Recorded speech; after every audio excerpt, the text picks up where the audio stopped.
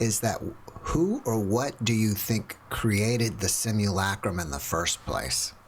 It is my opinion that we are existing within a construct that it is itself an extension of the oversoul, and that we are immortal beings passing through this experience. We're not meant to save the world. We're not meant to stay here. We're meant as pilgrims and sojourners to pass through, gain, and acquire the experiences that are here for us to acquire, and that the world is going to be just as evil as the day when you pass away, as the day you entered it. And we're all on we're all on different journeys, so that requires a different amount of life sims. I believe in transmigration of souls and reincarnation. I believe that we've come back here many, many times, and that others have already moved on. They were ready, great enlightened souls that are no longer here, but they've left their legacies, and we read about them all the time. So the simulacrum itself, simulacrum, however you want to pronounce it, it's an extension of the oversoul, but it's a confined area. It's like a quarantined area where the evil and the negativity, the dungeon programming that's operative right here inside this construct has no way to cross-contaminate the outside universe, the real reality on the outside of this experimental construct. And so I do not believe in the Matrix version of a simulation that we're essentially batteries for an AI system that has gone rogue and taken over. I don't believe that. I believe that as a as an individual, we are existing within two simultaneous realities that coalesce, and that we can phase in and phase out whichever one we want to experience. And let me explain these. One of them is the collective, and these are controlled. The collective is controlled. This is the mass of humanity at any given time in history, at any given time in all our life sims. There is always a collective. It's a mass that is blind to the deeper truths of our reality. It is herd mentality.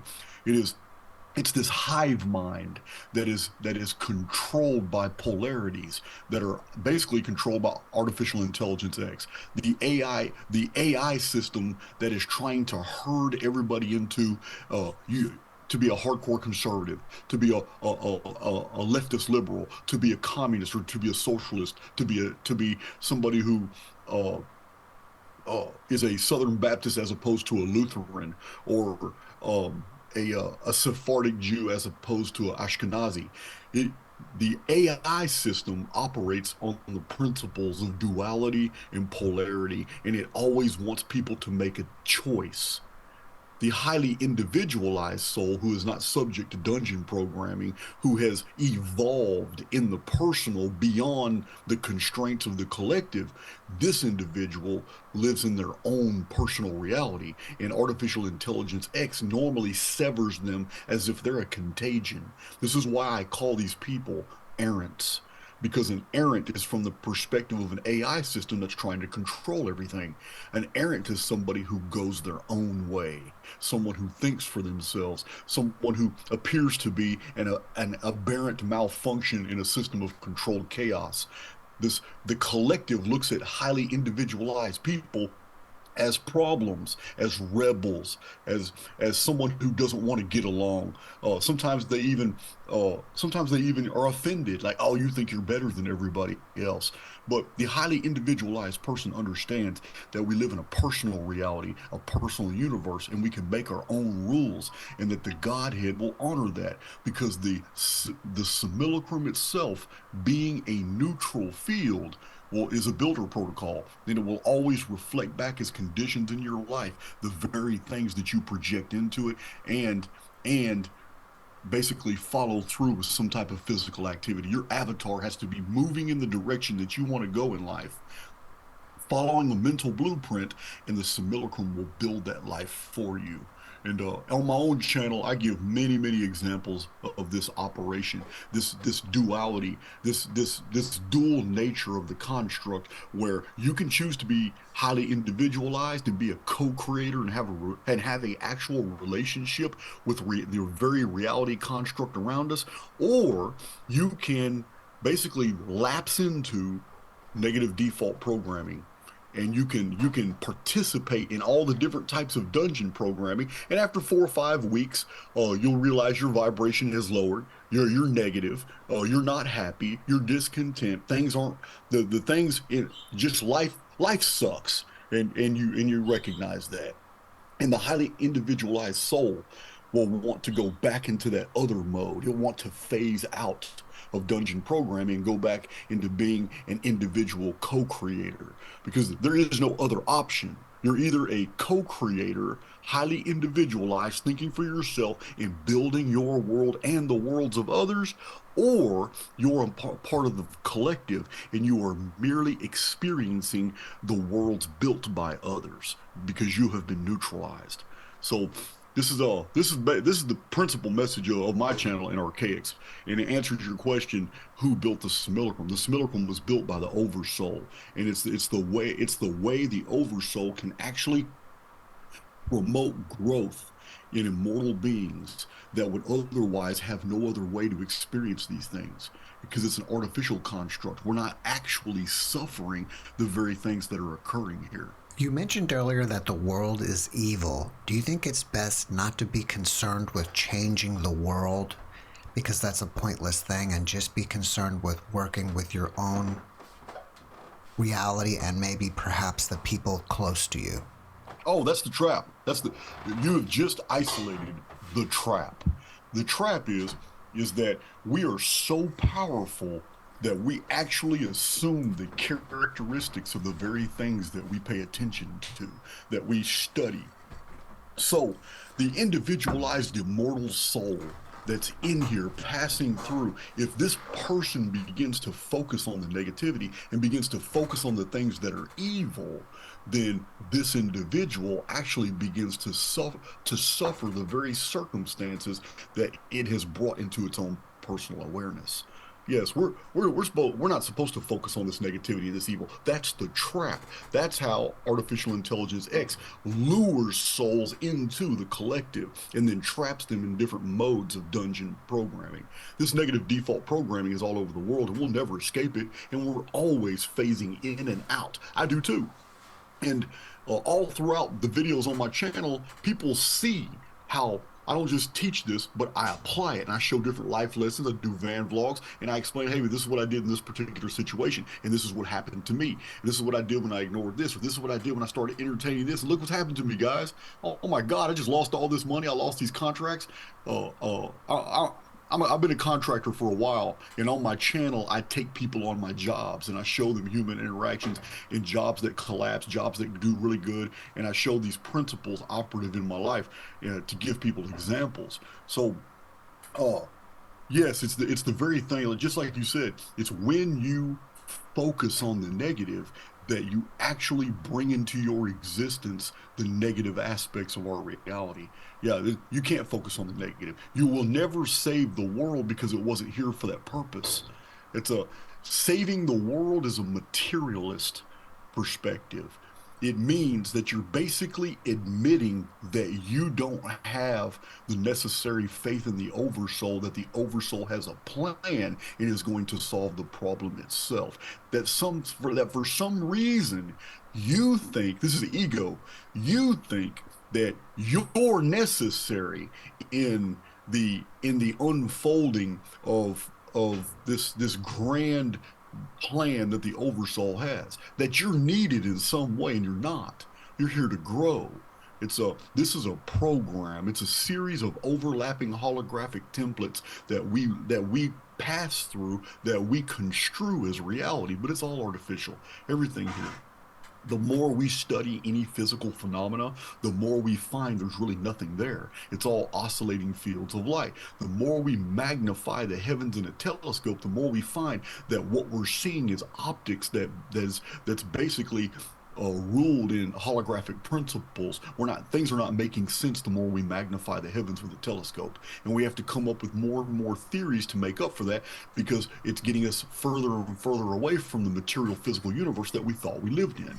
And the more we magnify things with a microscope, the more we find that things become amorphous and that the actual things that we thought were physical are actually very far apart from each other, and there's more open spaces and vacuum between things that we considered physical, that there's actually nothing there. Even the models that were given, whether they're true or not, of atoms and orbiting electrons and protons and neutrons, even these models themselves, if they are true and we can truly see these things like physicists claim, I don't know if it's true or not, I can't see them, but even if they're true, it shows us that physical reality isn't physical at all, because an electron is so far away from its parent nucleus that there's nothing but intervening space between them. So if atoms never don't touch each other, and the actual components of atoms don't touch each other and they're very far apart, then anything that I perceive as physical is actually more open space than actually physically there, and that any physicality is a property of my perception, which can easily be deceived. So the more we study reality, the more we find everything is relegated to oscillating fields. So if everything is oscillating fields, then that means vibration and basically what we're resonating on has more application than belief. Let me give you an example. We experience things on a daily basis that comports with how we're resonating, and you can see this operative in your daily life all the time. Get up in the morning with a negative attitude and watch how many negative things happen to you before noon, before you even take your lunch. From the time you woke up, it's nothing. It's rapid fire. Stub your toe first thing in the morning, then a door closes on your ankle, then you trip on something, then you get a phone call and you get in an argument with somebody, then you're going through your emails, and the emails that stand out to you are the ones that are just all negative, and it puts you more. Once you're vibrating on a certain frequency, reality will reciprocate and bring into contact with you all those things that are vibrating on that same frequency. This is why we need to guard our attitudes. This is why a positive mind is actually key to overcoming the simulacrum itself. So, so in answer to your question, God is the simulacrum, and we're existing within God.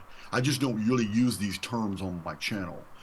I normally stick to the technological, but that's essentially what is happening here. What we're calling a simulation is only a frame of reference, and it turns a lot of people off. But we have no other word in English to describe the properties of reality. Because if you say it's technological, people are turned off because you have ignored the divine.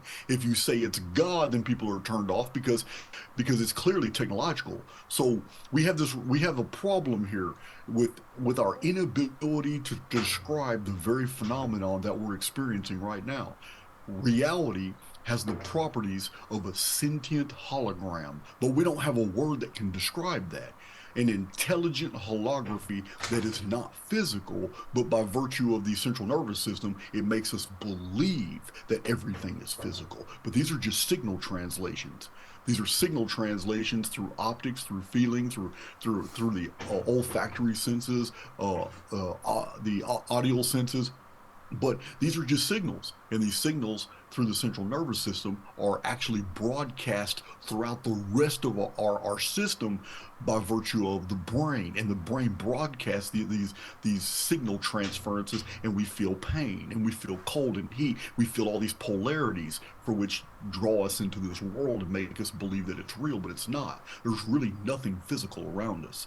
Everything is spirit, but it's at different phases, it's at different modes, and it's these different modes that make us believe in the physicality of our existence. You're talking about having a positive attitude can basically improve or, make your situation in the sim better. But do you think that you can do even other things to raise your energy or vibration where you could even manipulate the simulacrum as far as something that would be considered almost magical? Okay, sympathetic magic is very real. Sympathetic magic is very real because there are laws that the simulacrum is governed by. This is not this is a very fixed mathematical medium, and anything that's core principles or mathematics would have to be governed by certain protocols and laws that are fixed and are unchangeable. So I have noticed in my own research, and I mentioned this several times in videos, that the simulacrum seems to be operative. Like things like the law of diminishing returns, the law of conservation of energy, the the excuse me, the AIX system that tries to bring everybody into the collective, it is subject to those. And the simulacrum, being different from that, seems to be subject to other laws as well. And one of those is the law of correspondences. And in the law of correspondence, we find that like attracts like. So when somebody is acting on, if somebody is you employing an old occult maxim, act as if you are, and you will be. This is a builder protocol trigger. If Jeff Mara decides that he wants to experience this and do this, then what Jeff Mara has to do is build the necessary creative template. And the way he does that is just simply imagine what you want. And once you've imagined what you want, then your physical avatar must follow through, because the simulacrum does not respond to fantasy.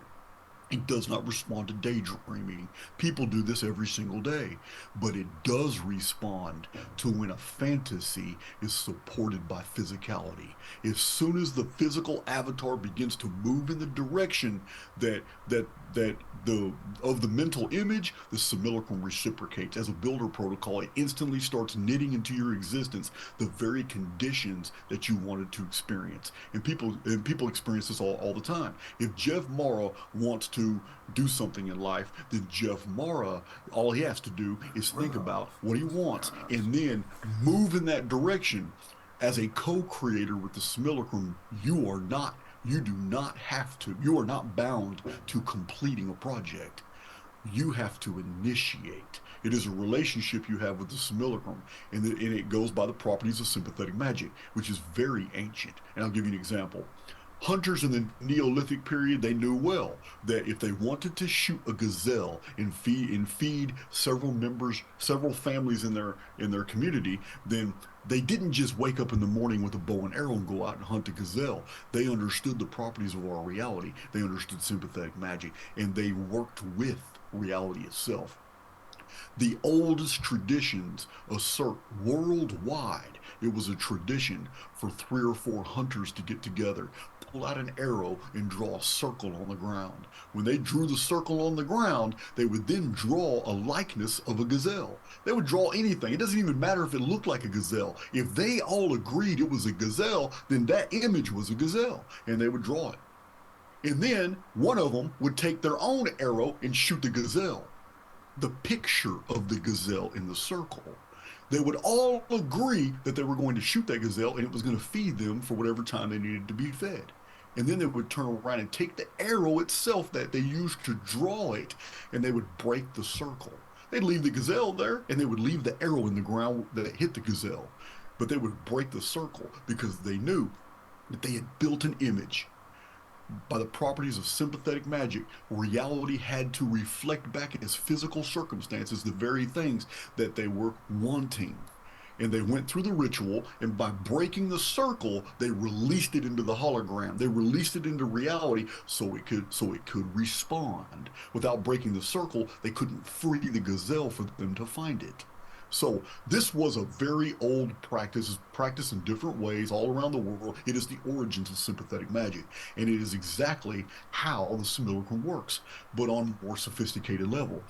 You don't have to go through all the things that they did. They just understood the system. They understood the world they lived in. They would go out and hunt that day and they would find a gazelle. And to them, it wasn't even mysterious. So we have to do the same thing. If we want our gazelles in life, all we have to do is build the mental picture. We don't have to go through all that. That was their physical deal. But we have to build the mental picture.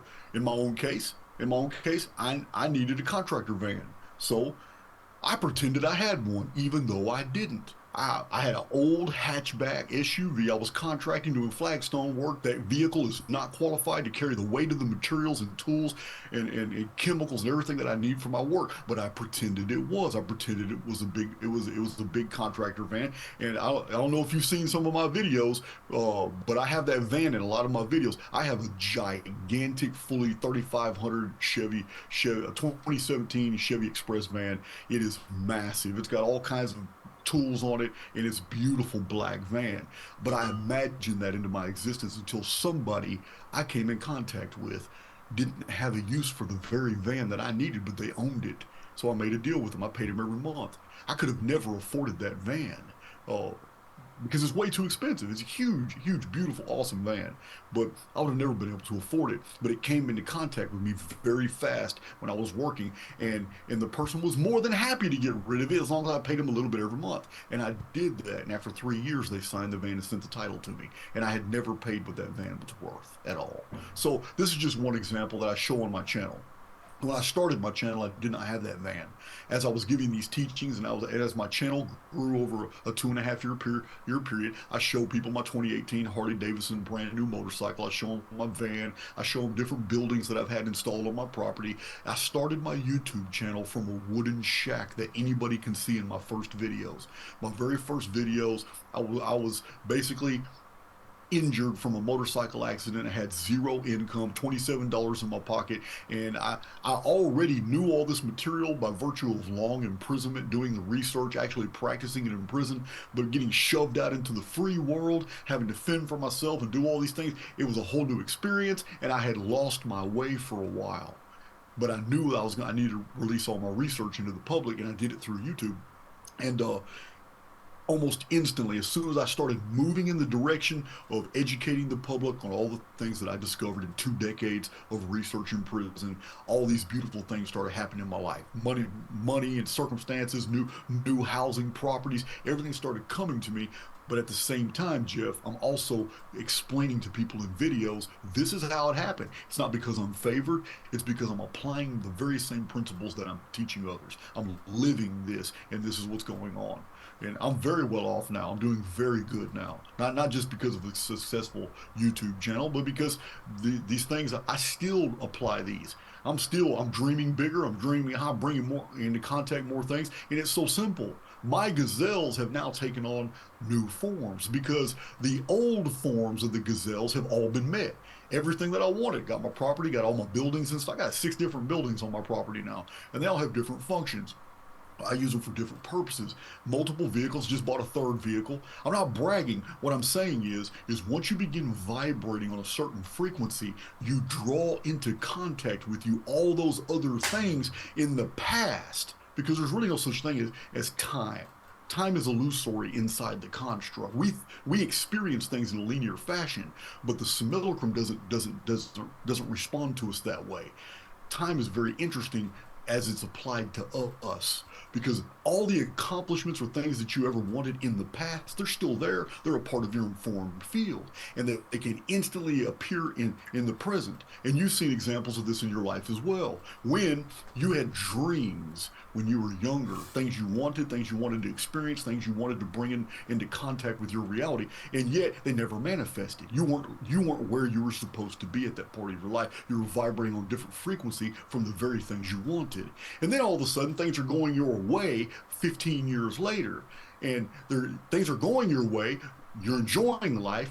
Maybe you got a kid, it raised your vibration, and now all of a sudden, all these things that you really wanted back then, all of a sudden just started manifesting in your life. It's been 15 years, and all of a sudden, bam, bam, bam, bam, bam, bam, all these things come to you, but they no longer have that value because you've mentally moved on. You've become more mature. These things aren't important to you anymore, but they still came to you. And it's because you hit that frequency that you needed to be on. So once you understand that everything that you ever wanted in life is already here.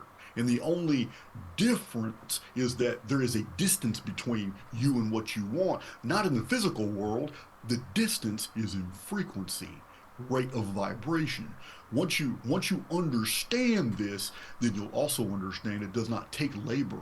It does not take work to bring even the most difficult things into your reality. It doesn't take these things. It takes an awareness that the very things that you want in life are everywhere. They're abundant. The simulacrum is a provider, and everything you want is here. And the only reason you don't have the things you want in your life is because you are in negative default programming. You are basically part of the herd mentality. You are listening to mainstream media. You are listening to the collective around you. You are not obeying that intuitive, innate spark to go your own way, do your own things, get in that meditative spell by yourself and just build the world mentally that you want, and then just go out and start moving in that direction. You think you have. I'm not talking to you personally, Jeff. Yeah, I I'm know. just saying that you think you have to go out there and build everything that you want in life. And that's not a relationship. If you have a relationship with the oversoul, then it's a co-creator relationship. And that means you only need to do your part. And any belief that you have to do the all actually nullifies anything coming to you because it is a relationship. And if you can't see it as a relationship that you just have to initiate, then you'll never receive the things you want in life. Basically, calling the oversoul a liar that it won't provide these things if you think that you have to do it. Do you have a daily morning ritual to put you in this positive mindset? Yes, I do. I do. And I don't even discuss it on, I really don't even discuss that on my channel. I've only mentioned like twice, but before I open an email, before I entertain anything, before I even came on this morning, not even about 2 hours ago, I get up early, 5:30, around 5:30, 5:45 in the morning, my eyes pop open and there's no more. Once my eyes are open, there is no laying down in the bed. I'm restless. I can't lay down. It's I'm a very, very deep sleeper. And around 11 o'clock at night, my eyes get real heavy. I'm a creature of habit. And when I go to sleep, it's over. When I wake up, when I open my eyes up, I wake up. I even tell people I'm on channel all the time, I do not dream. And I just I don't have dreams that I remember. I may dream, but I don't remember any dreams. I wake up every morning fresh slate. I wake up just as I went to sleep, but I'm energized. And one of the very first things I do in the morning, and I've been doing this since even my prison days, is I'm gonna stretch. And as I stretch all my muscles, I mean, even if I don't feel like I need to, because I know what it does to my body and I know what it does to my mind. Because as I'm stretching, I'm very limber. I can do splits, I can do all that. Is it as I'm stretching in the morning, it's only 2 or 3 minutes. Sometimes I don't even have patience to do it 2 or 3 minutes. I might just do a minute, but I still do it. But as I'm stretching, I take the deepest breaths I can and I exhale the most air that I can and then inhale and exhale. The reason I do this is because breathing actually puts us in a higher state of vibration. The more oxygen we take, our vibration is lifted. And I want to start my day every day off at least with a head start. And what I mean is put myself in that good mood, put myself in that vibration. It only takes 2 minutes a day. It's nothing. But I can stretch so my blood will get into all those sore muscles from the day before, cause I never know what I'm going to do from day to day. Sometimes I'm very physically active, and then 2 or 3 days will go by and I haven't done anything but sit at a chair at my computer. And then 2 or 3 days will go by and I'm chopping wood or I'm doing stuff. I live way out in the country and I'm doing all kinds of physical labor stuff, and because the human body is used to doing things it does consistently. Uh, I get real sore because I'm inconsistent. I'm always breaking pattern. So, to answer your question, breathing is the key. Breathe. I mean, it doesn't matter how bad a mood you're in. Even in the middle of the day, I've had to do this. If I catch myself vibrating on the wrong frequency because I got an employee that's getting under my skin, and I really want to give them a piece of my mind and give them the business, but then I just back up and say, you know what? This dude's only making $15 an hour. I understand he's frustrated. He's working out here in the hot sun. I'm just going to let him make it, even though he's running me hot and he's not really doing anything that's worth paying him for. And I'll take a minute because breathing does completely realign you. And deep breathing for about 2 minutes, it becomes euphoric and it changes your attitude. And yes, it puts you on that frequency to receive. Because uh, I'm a believer in it. Now I don't do long meditations. I can't. And I'm not saying I'm not telling other people not to. I'm telling you that in my experience, meditation doesn't work. And the reason it doesn't work for me is because with my mind being high octane, every single time that I've ever tried to be still and just silent and then meditate like the yogis or what I see in the Eastern traditions, it doesn't work for me because I lose all sense of presence of mind, and I feel like I'm swimming or moving super fast. It's the thought field. I now know from reading Ishak Bentov, uh, a brief tour of higher consciousness and stalking the wild pendulum, and my research is into the 110-year-old books of P.D. Ouspensky. I now know that this is the thought field and it's holographic, and that thoughts are things exterior of us, and that our brains are actually receivers. I understand these concepts now, and that's what happens when I try to meditate. When I try to meditate and be still, it's all of a sudden I'm trying to blank out my brain, but it doesn't work. Now all of a sudden I become highly receptive to all the thoughts around me.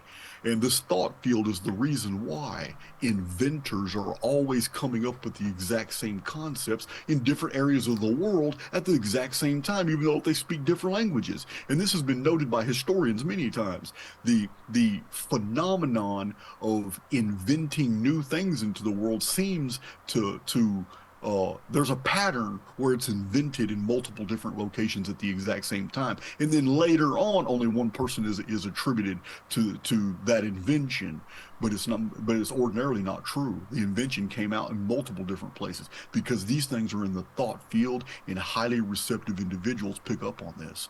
And so I'm also known for my tangents, so you'll have to forgive me. Sometimes I just go in different directions. Well, you're giving us a lot of great information, and I have more questions on the simulacrum, but I need to switch gears with you because there's something Sure. else I wanted to chat with you about, and that's the sky simulation. Yeah. I had a guest that after her near death experience, she is now seeing some type of, I think it's mechanical something in the sky. I think all the time, like something's up in the sky. And she mentioned you during the podcast, so I wanted to get your take on that and also see how you define the sky simulation. This is coming from somebody who has studied a lot of books on physics, astrophysics, the scientific literature of the time from the 70s, 80s, 90s, thousands.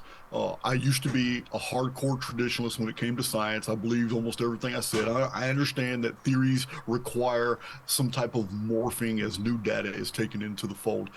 And I'm telling you all this because my bibliography has been published for everybody to see. And in that bibliography of over 1,300 books, it's freely published on Podia, and thousands of people now have downloaded that bibliography. It's the title of every book, author, date of publication, publisher of every text that I have read in my two decades of research. And there's a lot of scientific books in there. And now I understand by virtue of all those and amalgamating that information with all my historical chronological data, I now understand that our sky is entirely simulated and that we have been deceived into believing that we're on a world that's hurling around the sun, and that this world itself is it's a copy of somewhere else, of a real reality. This is the simulacrum is simulacrum, however you want to say it, the Latin pronunciation or mine. The simulacrum, it basically means, the definition of the word is a copy of something else. And that's where we're existing. This is what we're inside, a copy. So it's somewhere else the heavens are real. Somewhere else the sky is real. Somewhere else these continents and this world is real, but it's not here.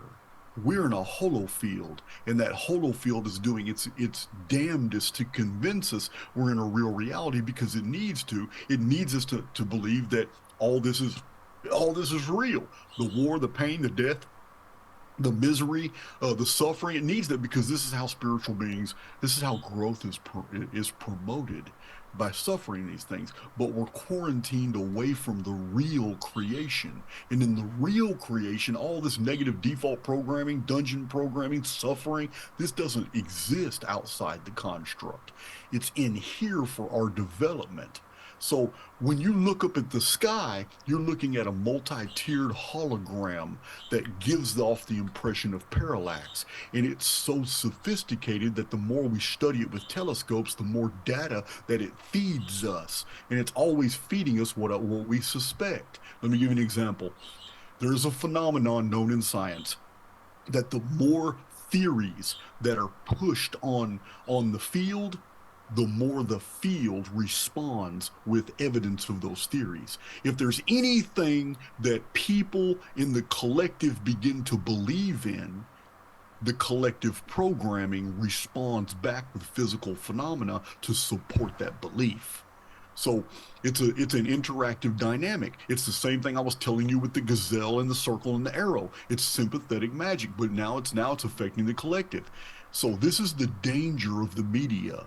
The media builds for us a false world that doesn't exist, but it promotes, but what it's doing is fear mongering, and it wants the collective to fear this one certain thing, and then that one certain thing is reflected back as circumstances. What was only reported as news now becomes a part of the world construct because enough people feared it, and fear is very powerful negative base force. So this sky sim is specifically there to perpetuate the illusion that we're in a real reality, but it's not.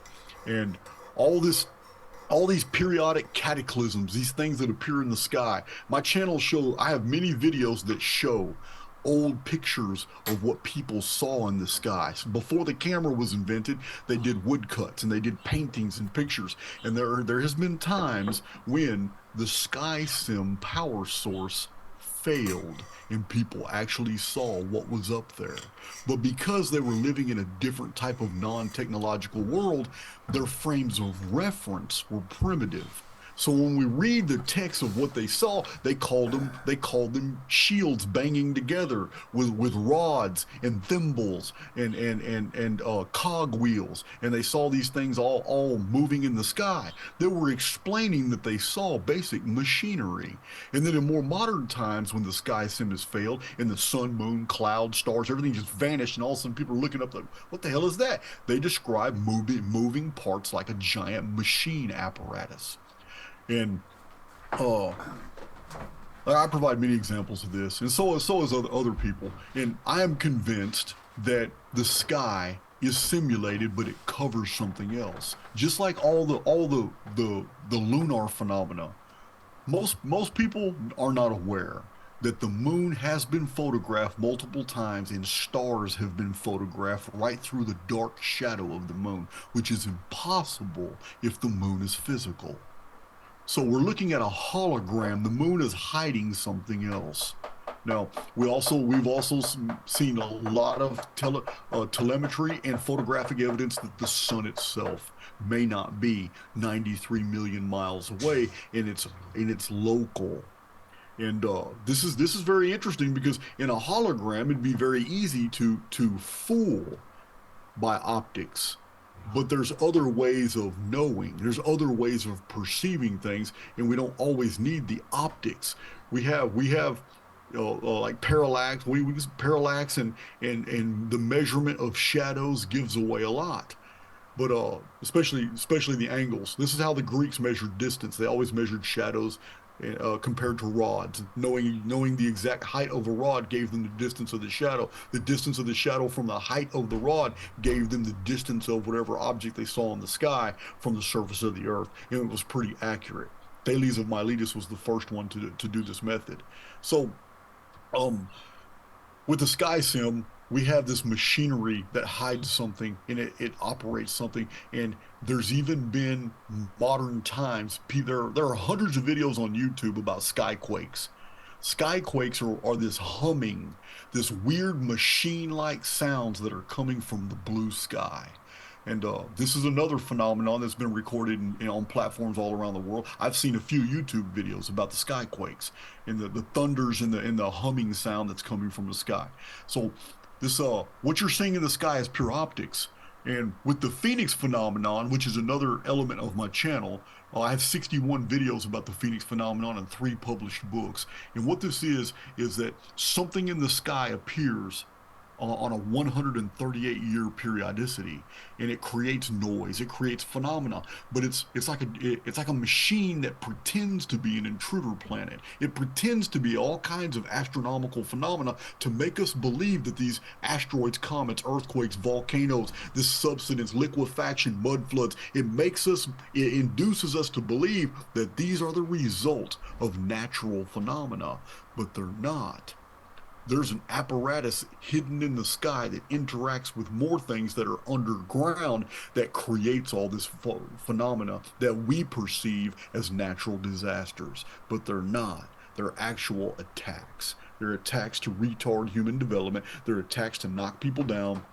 Every single time humanity has embraced a technological age and become super technological to where we started really discovering the reality that we were in, we got knocked back down. And this is not the first time that we have been technologically advanced. And this is also a tenet of the archaics research. I show this in the ancient world where we have tractors, we had military vehicles, we have all kinds of technological devices in the ancient world, and the evidence is not just found archaeologically, it's also found in the texts of the ancient world. All you have to do is understand that the people who wrote those texts did it with primitive frames of reference, that because they wrote those texts hundreds of years after the events they depict, and the flying chariots and the wheels within wheels and the horseless carriages that spit fire, and all these references in the ancient world of flying in vimanas, however you pronounce it, these pre-flight checks. Yeah, there's Hindu texts that have pre-flight checks before you take your vimana into the eye. There are texts that have been found in Sanskrit that teach you how to do dog fighting in your vimana, like air-to-air combat with an enemy in another airship. So Zeppelin technology. These things are old. There's nothing new about this. We have had technology multiple times because it only takes 200 years for us to go from horse and buggy to Hadron Collider. And if we have 58 centuries of documented, recorded history, when you take all the world's text together and you take all the histories, all the Akkadian, Sumerian cuneiform, all the Amorite texts, all the texts from Ugarit and Reshamra, ancient Egypt from the Old Kingdom all the way to today, all the papyri, and then all the texts that we have surviving from the Pergamum Library, the Library of Alexandria. Much has been relocated to the Vatican. When you take all these histories from all around the world, from the Sanskrit and the Vedic and the Tibetan, the Chinese, all the way back to the Chinese turtle texts and the silk almanacs, and the going back to the days of the Chinese dragon kings, all these texts from all around the world, from the Mayan, the Quiche, the Pulpic, the Olmec, the Zapotec, all these traditions texts, everything fits into a 58 centuries of recorded history. And in that 58 centuries of recorded history, humanity has become technologically advanced multiple times and been set back by these cataclysmic resets that I call the Phoenix phenomenon. And this is actually, Phoenix is the core material of my. I've gone in many different directions, but Phoenix is what started my channel.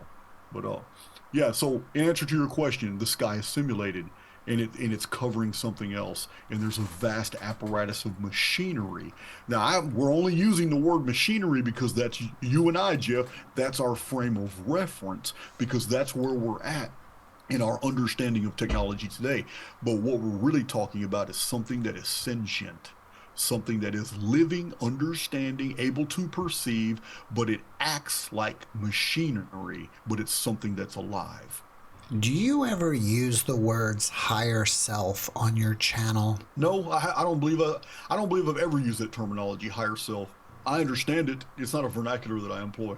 We talk about higher selves quite a bit, and I like to use the word complete self, like your complete self with all your knowledge is in another realm, and when you come here, you're a limited version of that self with only a certain amount of information. And we've even talked about that. Is it possible that what animates our avatar here is actually like a digital copy of our complete self. We come here, we experience, and then when we go back, we upload all of our experiences into that complete self. That's a really good approximate to exactly what I have been describing for a couple of years on my own channel. Let me put this, you just basically outlined for me how you express these thoughts. So let me tell you how I express the exact same thing from my perspective. Mm-hmm. Because this is a teaching that's on my channel. Okay, we like to call it the soul. We like to call it our immortal being. I tend to use scientific parlance sometimes, but it means the same thing. And I call it the informed field. This informed field interacts with the neutral field of the simulacrum. The neutral field of the simulacrum is a builder protocol. It feels like it's in a relationship with us.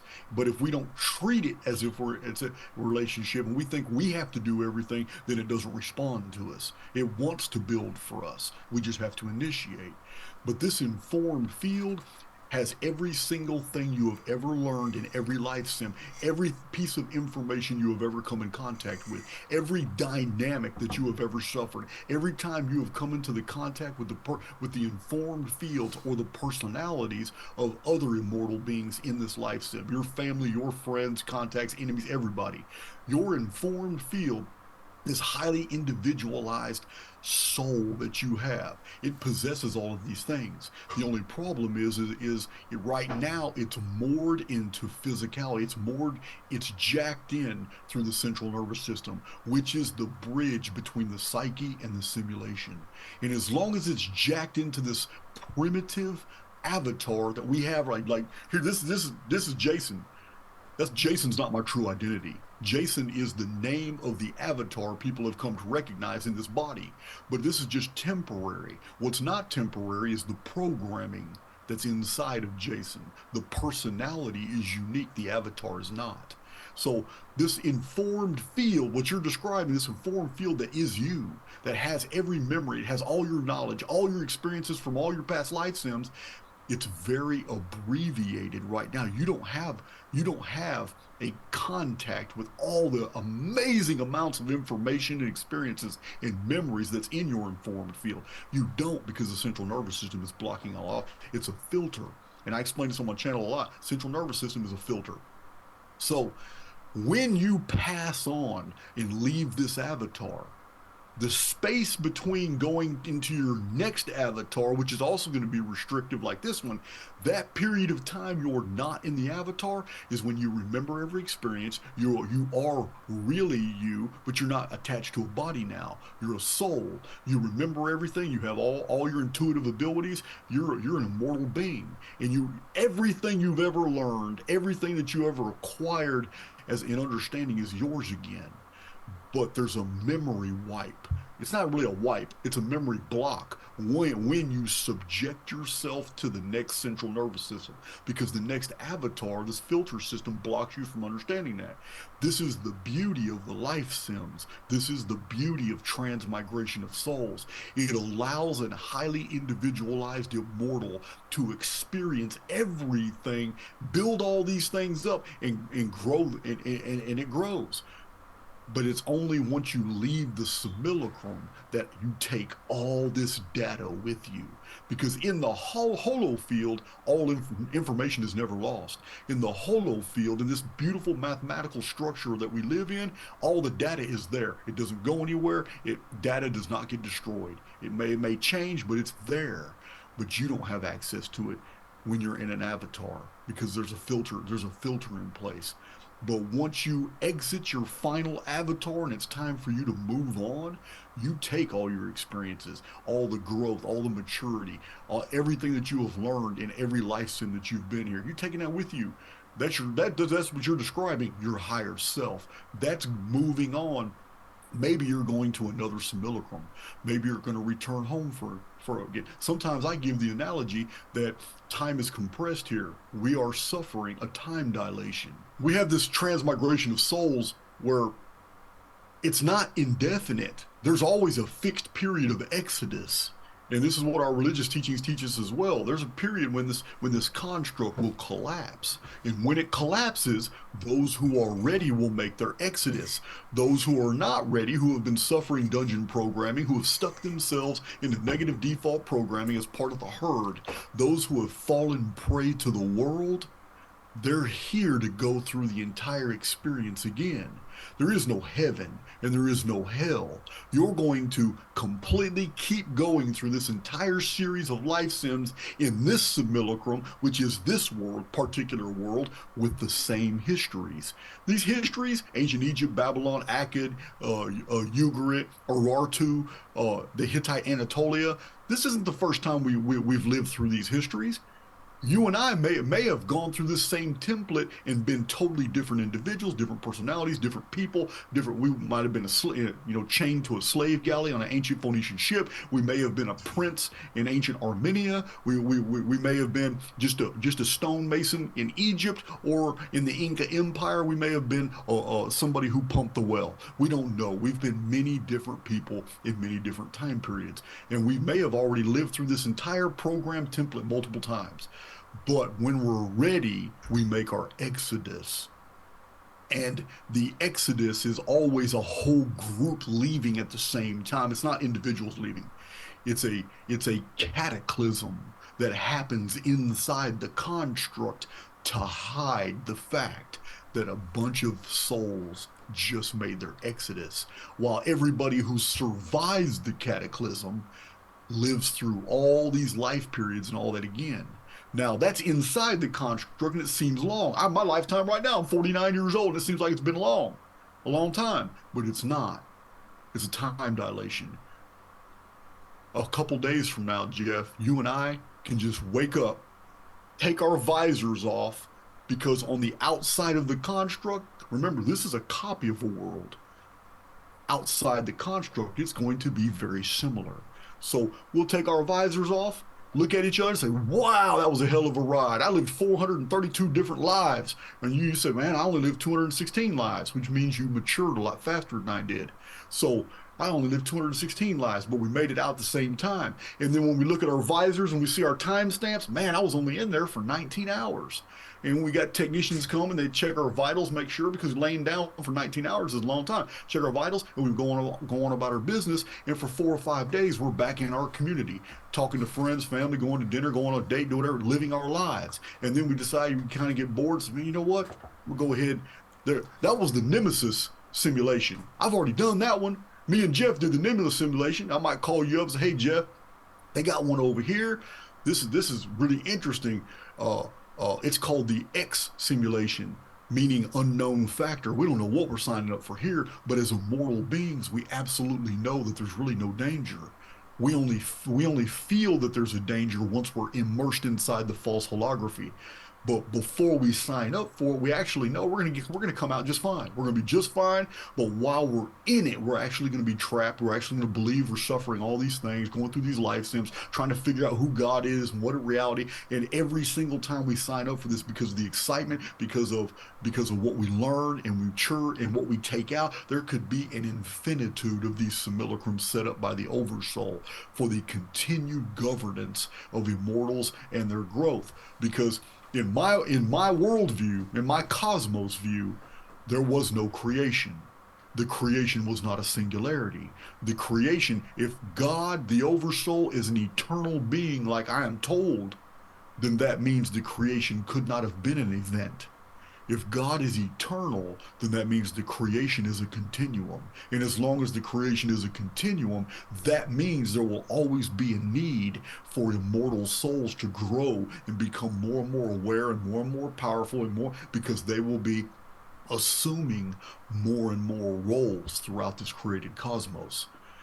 The very act, I mean, the very fact that something is eternal means that it's going to be ongoing. It's going to be a continuum, and it's going to move far beyond our capacity to comprehend right now.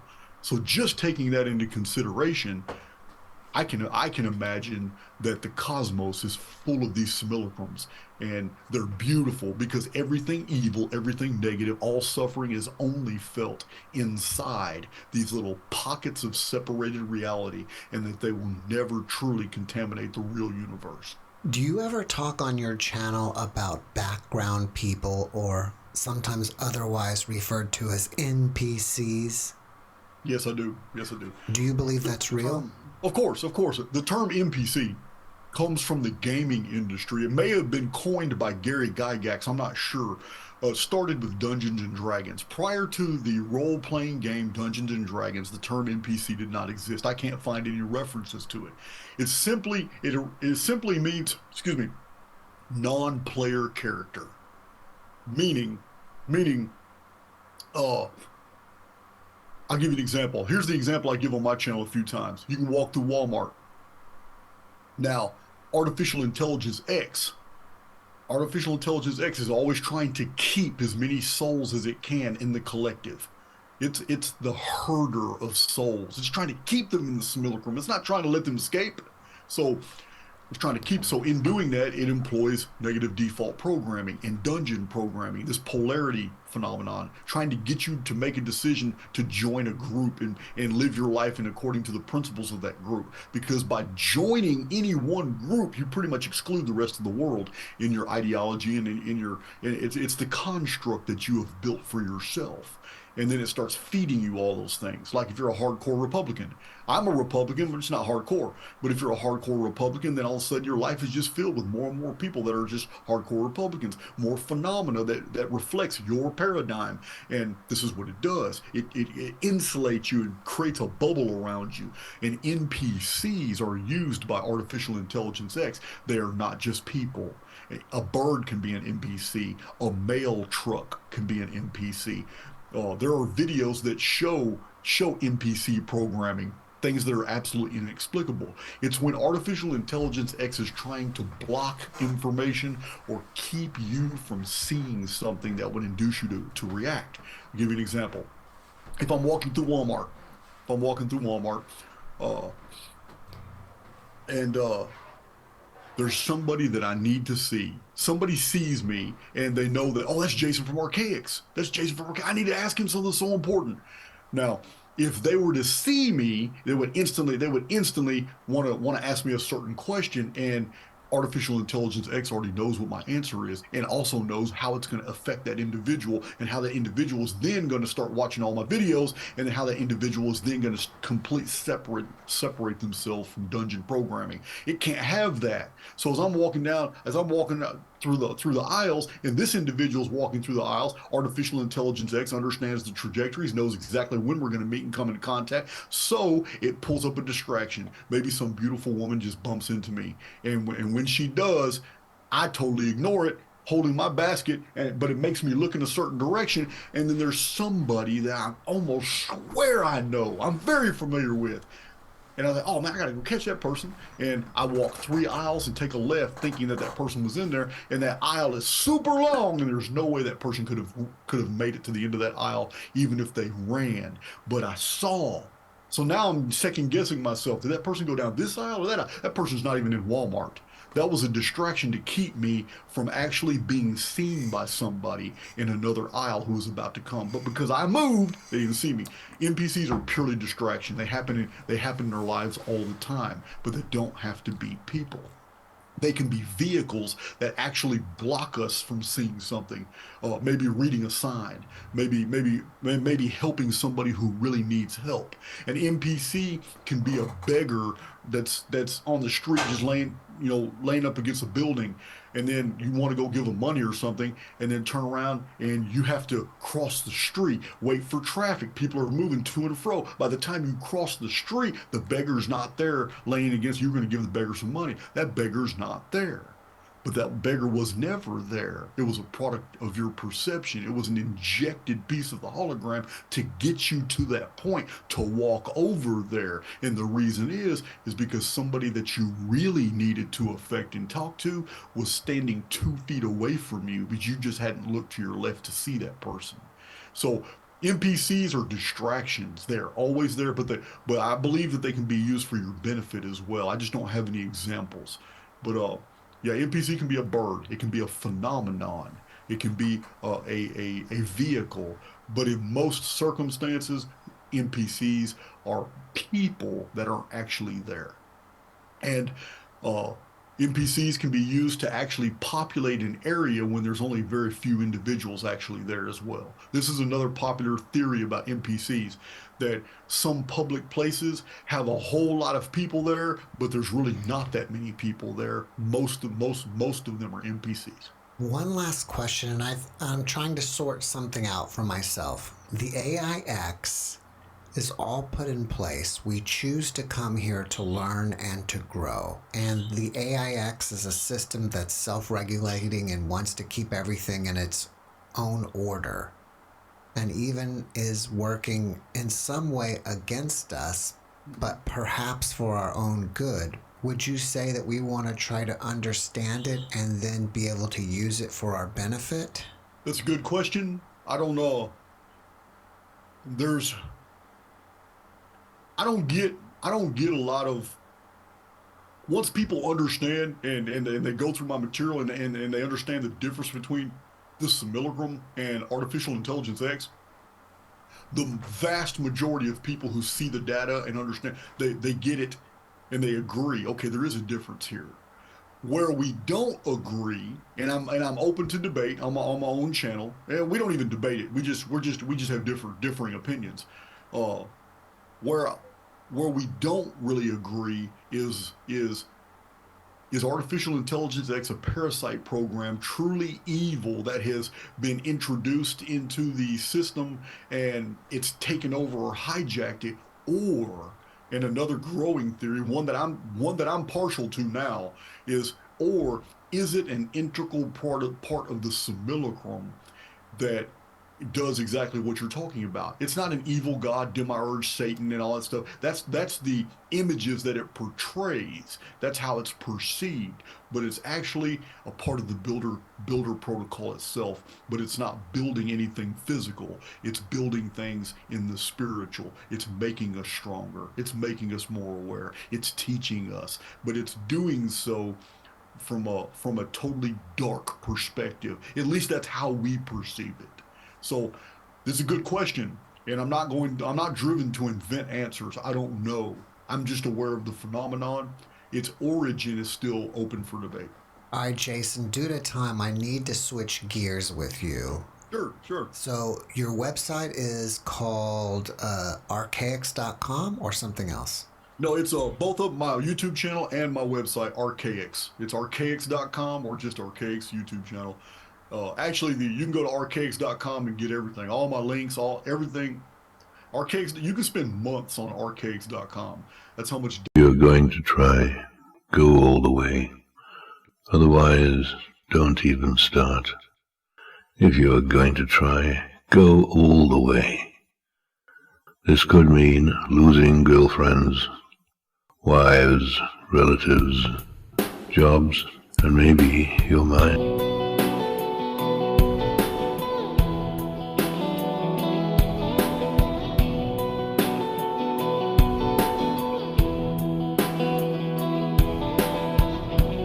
If you don't know, you should take it slow.